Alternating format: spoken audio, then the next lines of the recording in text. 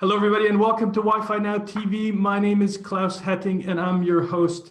On today's show, the Internet of Moving Things, we've got Veniam here. Veniam is connecting vehicles and passengers with Wi-Fi. CEO and founder of Veniam, João Barros joins us. Also, Smith Micro is working with US cable giant Comcast to make it easier for consumers to connect to Wi-Fi. Smith Micro's Carla Fitzgerald joins us. Join us right after this short message.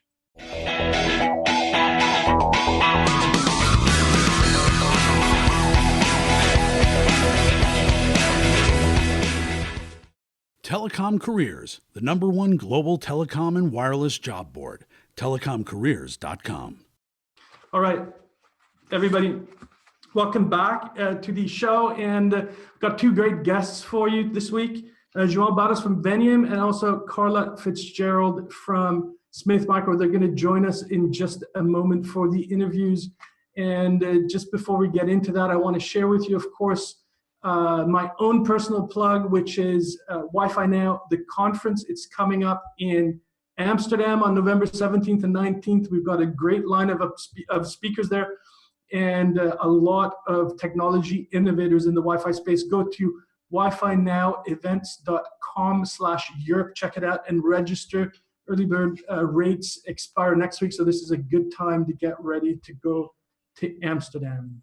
So, all right, I just want to set this up a little bit for our guests from Veniam. If you don't know Veniam, it's about time. They have been winning awards, and they're using Wi-Fi to connect vehicles into a giant wireless mesh, and at the same time, they're serving up Wi-Fi to consumers on buses and other kinds of public transport. It's a grand and visionary scheme to create an Internet of Moving Things that has been receiving a lot of attention. To get to the bottom of that story, we've got Veniam founder and CEO João Barros with us today. Bem-vindo, João. Hi, how are you? Good to see you. Thanks very much. João, for those people that are not familiar with Veniam, can you give us the short version of what you're working on? Sure, absolutely. So Veniam builds networks of vehicles. So we basically turn vehicles into Wi-Fi hotspots, and we connect them to each other and to the internet. And this way, by using buses, trucks, vans, taxis, and all sorts of vehicles, we're actually able to build a mesh network that can cover an entire city. All right, so how did you get this idea in the first place? I know you guys started in Portugal and then subsequently moved to California, right? That's right. So as a full professor of electrical and computer engineering, I've been working on connected vehicles for more than 10 years now. And so Veniam actually built on all the research that came out of my research group, and also all of my co-founders, Susana Sargento at the University of Porto and University of Aveiro. We teamed up with Robin Chase and Roy Russell, who were the founding CEO and CTO of Zipcar. And so in January 2013, we first got funded, and we started initially with a small deployment of about 60 taxis, and then scaled it up to more than 600 vehicles, which is now the largest vehicular network in the world. So that network is actually live right now in the city of Porto in Portugal. And would you say it's a commercial operation, or is it still kind of a trial, or what? No, absolutely. It's a commercial operation. So our partner is Vodafone. And so basically today we have 260,000 individual Wi-Fi users. To give you an idea, the local bus company transports 300,000 passengers a year, and we had 260,000 Wi-Fi users a year. So it's a huge percentage of people. And basically the network is doing two things. So one, it's offering free Wi-Fi with sponsorship and branding and a fully managed mobile Wi-Fi service. But on the other hand, it's also using the vehicles as mobile sensors to gather all sorts of data that we're able to carry in a very cost-effective way to the cloud to power all sorts of smart city applications. All right. Do you have any specific examples of what the data is used for in this case in Porto? Absolutely. So for one, there's vehicle data. So we're able to pick up onboard diagnostics, but also footage from surveillance cameras and so on, and bring that to the cloud. We also place different environmental sensors because once the vehicles become Wi-Fi hotspots, actually they can become the internet gateway for any other IoT devices that are Wi-Fi enabled and need to upload data. One example is sensors that we placed in garbage containers that can tell you if they're full or not, so that the vehicles basically ask the containers how much garbage they have. They send this information to the cloud, and then the trash trucks only need to go to those containers that are actually full. So these are some of the many examples that we're currently rolling out in Porto. We also have projects in Barcelona and a number of them kicking off right now in Singapore. All right, I was just going to ask you about that. So presumably the model for you as a business is to replicate some of the success that you've had in Porto doing this to other cities. Can you give us more detail on what you're doing in other cities right now? Sure. We already signed agreements with 5 different telecom operators and ISPs and 3 different system integrators. So our model is direct sales and direct delivery, in that we engage with fleets, both with passengers and fleets with goods and delivery services. But then we partner with the system integrators and with telecom operators to actually provide the service. And so we're a full stack company in that we have the hardware, the software, and the cloud components. And so we provide the onboard units and the access points, and then provide cloud-based management services for all the data and connectivity that we offer to our fleet customers. Right, and so we've got obviously a lot of detailed technology people out there, and I really want to ask you what technology you're using for this. I'm assuming that, of course, the public access part inside the vehicle would be Wi-Fi based, but for connecting the vehicles themselves, can you disclose some of that? Absolutely. So it's a heterogeneous network approach in that each onboard unit, which is called NetRider, actually has multiple interfaces. So it's able to connect through Wi-Fi to the devices and also to the existing Wi-Fi infrastructure. It's able to connect through 4G LTE through the cellular network. But for the vehicle-to-vehicle communication and vehicle-to-infrastructure technology, we actually use DSRC or IEEE 802.11p. And the beauty is that in Europe, in the US, and in other countries around the world, there's a frequency band around 5.9 gigahertz band that is reserved for vehicles and underutilized. So this is free spectrum, unlicensed spectrum that only vehicles can use. And so that allows us to greatly increase also the capacity and effectiveness of this type of networks. And so this technology is in-house developed by Veniam, is it? Yes, it builds on 10 years of R&D, also in collaboration with MIT and Carnegie Mellon. And we basically cover all the components that you require, from connection management, doing handovers among all these different technologies, delay tolerant networking, security, and so on. So today, you can enter any bus in Porto, you can start a Skype call or a YouTube video. And even though the bus is changing between all these different accessing technologies, all these different types of Wi-Fi and cellular, we can guarantee that your Skype call or your YouTube video never breaks down. So there's a tremendous amount of handoffs going on here, presumably, Yes. And you've got all that sorted out, which is super important. Absolutely. So where do you see this going, for the future? I mean, presumably, if it works in Porto, then every city will have a need for something similar. I mean, who doesn't want to be connected in a bus and be able to Skype and all of that? So the key is really that since in Porto, for example, in the downtown area, only 30% of the traffic is going through cellular and 70% of the traffic is going through the existing fiber network and infrastructure, we're able to bring the cost down of offering pervasive Wi-Fi across the city by at least 12 times. And so we're seeing a lot of demand, both from telecom operators, also cities, and that are interested. And so basically, our goal is to connect as many vehicles as possible.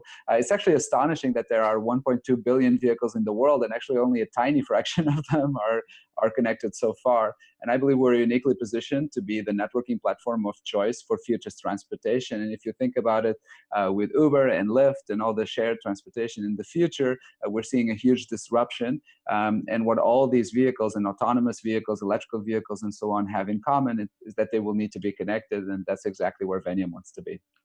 Fantastic. And as far as I know, you're the only people doing it, at least in this way. So it's fantastic that you're doing this. Let's talk a little bit about the economics, because my question is, who pays for this and what's the source of income? So is it carriers that are paying for this and serving this up as a service, a paid service? Governments perhaps involved? What's the business model?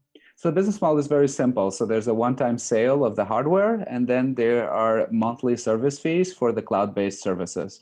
And so the onboard units are paid by the fleets, the access points are paid by the backhaul providers, and the services can either be paid by the fleets or by branding and sponsoring companies in the case of the passenger fleets, where you have a captive audience, and so you can actually provide advertising.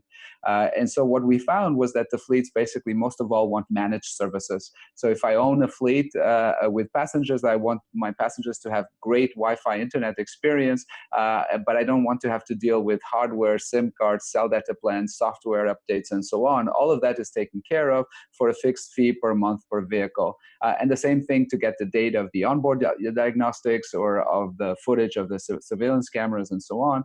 All of that is in the cloud or in the information system of the fleet owner, and he doesn't have to worry about hardware, software, SIM cards, and so on and so forth. And we take care of all of that for a fixed fee per month per vehicle. And then there are some sharing options. Right. So the fleet owner could be a private company. It could also be a government-run bus system or transport system of some sort, correct? Yes, but also service vehicles, like street cleaning. In many cases, actually, even though these are public services, today many cities outsource this to private contractors and private firms. And so depending on the geographies, these will be either private or public, but they all share the need to have all the vehicles connected. Absolutely. And so when a consumer or a passenger, I should say, is in a bus, presumably it's a free service. So it's, you were talking about ads based or sponsored and so forth, but the consumer doesn't pay anything, right? No. So the consumer sees a splash screen and then he's automatically online. So in Porto, we made it as simple as possible so that we could have as many people access it as possible as well. What we have found, Klaus, was that now with larger density of vehicles, whenever they stop, they continue operating as Wi-Fi hotspots. And when they're parked, they also continue operating as Wi-Fi hotspots for several hours. So we actually have people on the street using our mobile Wi-Fi hotspots to access the internet as part of the city's public Wi-Fi. Yeah. Is there a role for you obviously, I think you answered this question already. I mean, Vodafone is involved in Portugal. Do you see the carriers, the mobile and for that matter, fixed carriers as a critical part of this? Presumably, yes, huh? So initially, I have to confess that my approach was actually to just buy bandwidth and buy access to fiber as needed. After we came out of stealth earlier this year, we had a massive interest both from carriers and cable operators. So we won the Wireless Broadband Alliance Scale Up Award, the Cable Labs Best New Product Award, Fierce Wireless and Fierce 15. So and that brought a lot of attention, and we realized that actually the telcos and the ISPs were ready to move much faster than we expected. And so right now we're actually closing one partnership with carriers and telcos one after the other, and you'll see a number of announcements from now until Christmas. Great. So can you tell us where we can experience the Venium service next, or you're not allowed to tell us yet? So Singapore is being launched right now, and we'll have more details for you pretty soon. We're also working heavily here in the US. In fact, we're venture backed by True Ventures and Union Square Ventures, who are both in New York and also in the San Francisco Bay Area. So those are two of our targets. Well, it's a fantastic project and a fantastic technology that you have, and you deserve all the awards that you have won. And it's great to have you on the show, João. And please come back and tell us more when you have more news for us, all right? Sure thing. Thanks so much. Thank you so much. Take care. Bye-bye. All right. Thanks, everybody. And now on to our next guest, which has everything to do with connectivity management. Now, Wi-Fi and mobile is on a path of convergence, as many of us know. And one of the most important pieces of technology for this are intelligent device clients or connectivity managers that can steer your device towards the right Wi-Fi mobile connection. Now, one of the leading companies in this space is Smith Micro. They've been at it for years, and and they have also recently started working with U.S. cable giant Comcast to improve the Wi-Fi user experience. I'm very happy to introduce to the show Carla Fitzgerald from Smith Micro. Carla, welcome to the show. Thank you, Klaus. Thank you for having me. Great to have you on board. So Carla, for those of our viewers who are not familiar with Smith Micro, can you give us the 2-minute version of what you guys are doing? Yeah, absolutely. I mean, Smith Micro is a company that's over 30 years old, and we've been providing software solutions for wireless service providers, device manufacturers, and large enterprises in a number of different areas. But our two focal points really are in helping service providers deliver an outstanding quality of experience for their wireless subscribers, and also focusing on creating new opportunities for service providers and enterprises to engage with their customers through their mobile devices. And so that involves a number of different types of technologies, things like device management, intelligent connectivity, as you mentioned, and we're going to talk about today, analytics, and even things like location-based technologies and visual messaging, a number of different things that we offer to help enable those goals for our customers. All right, very good. So there's a lot of interest right now, and in fact, also quite a lot of deployment going on in the area of intelligent device clients, connectivity management, and so on. And part of the reason for that is what I like to call the convergence between mobile and Wi-Fi. What do you think are the factors driving this right now among the carriers? Well, for the carriers, it's definitely largely driven by capacity management. As well as trying to make sure that they can maintain a competitive cost structure as the market just heats up and becomes more and more competitive, right? So they need to be able to optimize all of the networks that are available to them. Many are deploying their own Wi-Fi networks as well as their cellular networks. And in fact, several are also just taking advantage of public and private Wi-Fi where it's available. So we'll talk a little bit about that later on some of our customers that are doing that. But I think there's a lot of trends that you've talked about, Klaus, a lot in your show on driving the need for intelligent connectivity. Things like Wi-Fi calling, Wi-Fi first initiatives. The need to provide a great quality of service, though, is one of the challenges that has to be conquered in order for those initiatives to really take hold. Because while there has been tremendous investment in years of experience managing cellular networks and many of tools that are out there, the same level of manageability has not yet been made available and pervasive for Wi-Fi. So there's can be a disparity in quality that needs to be managed before consumers can really feel like it's a seamless convergence. Absolutely, and we talked about this earlier, actually, before we decided to do this show. But you guys posted a really strong first quarter result this year, and I understand this has a lot to do with your deal to supply Comcast with device client technology. Can you tell us a bit more of how you're working with Comcast on that and what that solution is all about? Yeah, absolutely. Comcast is has a huge Wi-Fi hotspot deployment, as you may know. I think their latest numbers are something like 11 million or more than 11 million hotspots across the country. So they're obviously very committed to this type of solution for their subscribers.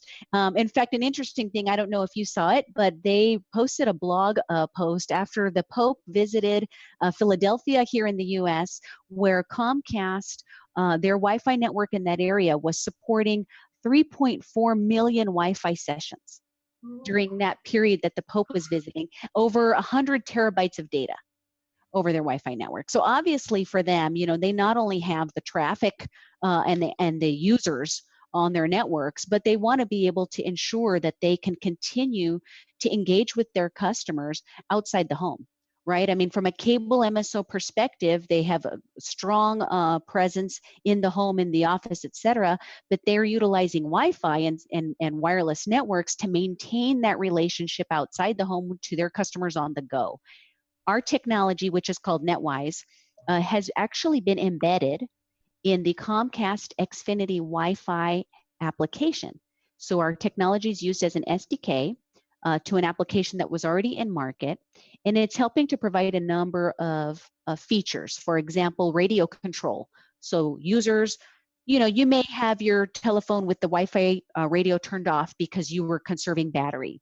Well, you may forget to turn it back on again when you enter an area where there's a Wi-Fi network available that might have a better performance or just might help you to save on some of your data plan, et cetera. So being able to have the application automatically detect that you're in one of those areas, turn the Wi-Fi radio on for you, and then let you access in a very seamless, authenticated way, that provides a lot of value to their subscribers and helps Comcast and our other customers to kind of keep that relationship going with their subscribers. Yeah, so the millions of Xfinity subscribers out there are actually using your technology, although of course it's not branded Smith Micro, it's branded Xfinity. I don't know what the app is called, but that's actually what's happening. So you've got millions of people. Yeah. Mm-hmm. Yeah, well, we definitely, we just started deploying this year, so I don't know the exact count yet, but in the Xfinity Wi-Fi app, it's available now on Android and now also on iOS. Mm-hmm. And so we have, users, anyone who's updating their application on those devices is having our SDK as part of that. And as you said, Smith Micro is often the white label software provider for these carriers and cable providers, et cetera, device manufacturers. So our name brand is often not seen and generally not seen.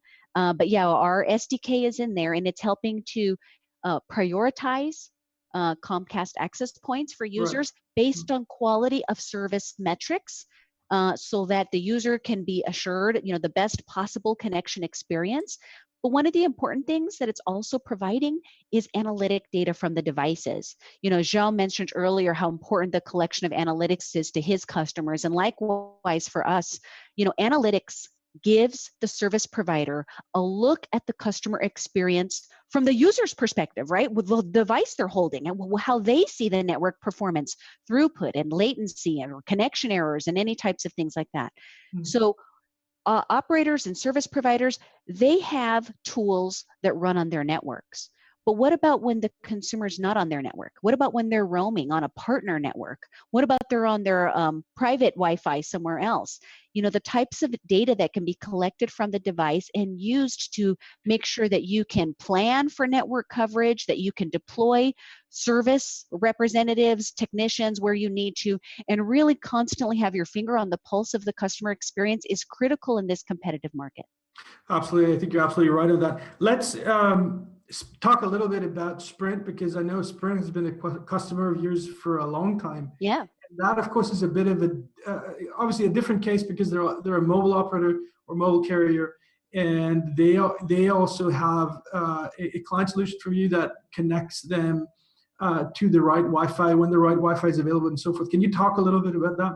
Yeah, absolutely. As you say, Sprint's been our customer for several years now. And, they were one of the few operators in the world that was holding on to an unlimited data plan for their customers when other operators were offering tiered only plans, right? And so in order for them to kind of maximize that competitive advantage of unlimited data, they really needed to make sure they could take advantage of every network available, right? So they have, of course, their own networks in the US, and they wanted to be able to allow users to very seamlessly and easily use Wi-Fi at home, at office, public Wi-Fi, et cetera.